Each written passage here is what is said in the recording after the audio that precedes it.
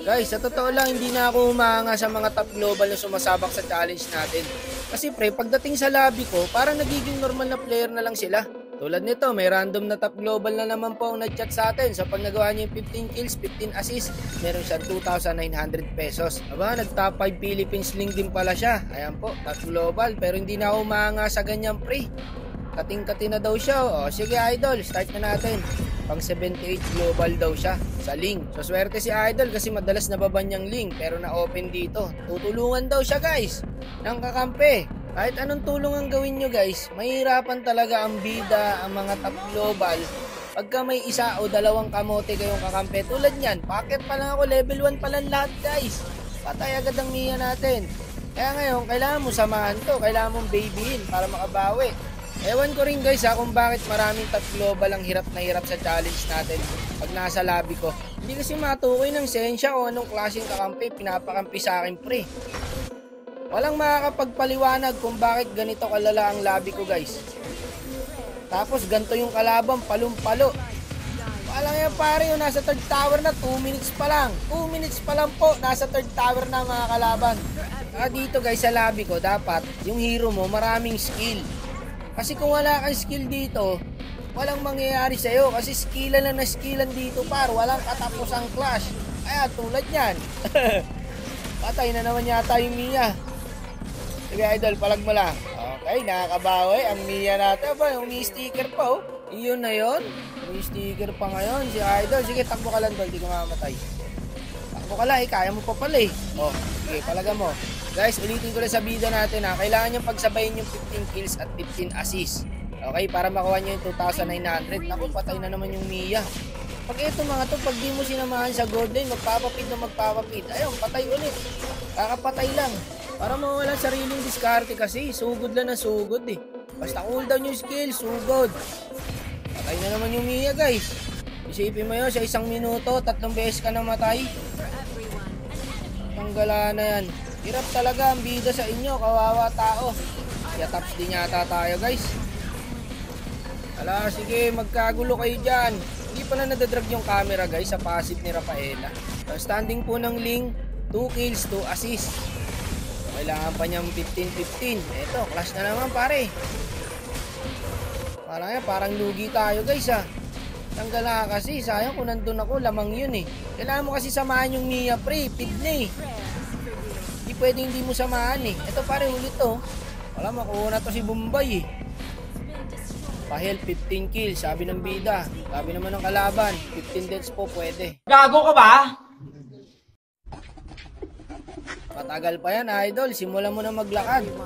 2 kills ka pa lang, 3 assists, pero wag ka mawala ng pag-asa. Ito, clash na naman pare oh. Ayan na guys, papunta na yung Mia. Tignan natin kung ano gagawin ng Mia pre. Gumit na yung Mia sa tatlo. Patay ang gago. Akala mo may 10 immortality kung makagitna eh. 2-5 na yung standing oh. Kawawa sa'yo Mia. Teka mga utol, kalmahan nyo lang muna. Andun pala si paring Ling pre. Sige idol, may heal tayo pagbagsak mo. 1 second. Okay, sabi hindi kaya damage. Sasakit na rin eh. Ay, ubos sa Sicilian to. Buti na lang marunong yung Sicilian namin, no? Abot ba abot? Okay, boost nyo lahat ng skill nyo. Lahat ng pwedeng pindutin nyo na. Ganyan ang mga random. Walang sinasayang na skill o spell pa yan. Basta cooldown, pindot. Aba, pumalag yung Mia sa arit. Patay na naman. Ang loko-loko. Kawawa tao sa'yo, idol. Hindi mo alam kung tao o AI eh. Ayan, ulit. Dalawa pre, oh. Lagi kayong marksman lang namin yung pinakawalang ambag talaga guys. Kaya nahihirapan yung bida natin. Lahat pare may tira. O ano, sabayan? Sabayan, palagad natin. Palagad niya pre.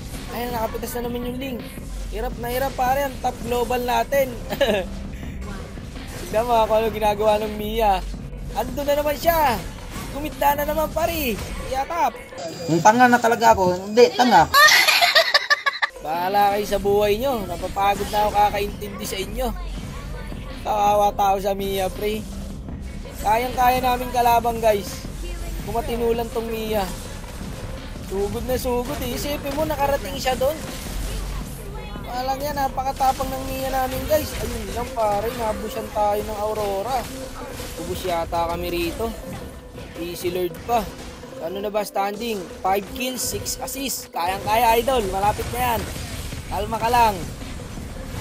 Konting tiis lang, boss. Nadali natin yung harito. Kaya to, pre. Kaya na yung top global natin, pare. Kaso hindi ka makakadash dyan, boss. Ruby yan eh. Ubos kami ngayon.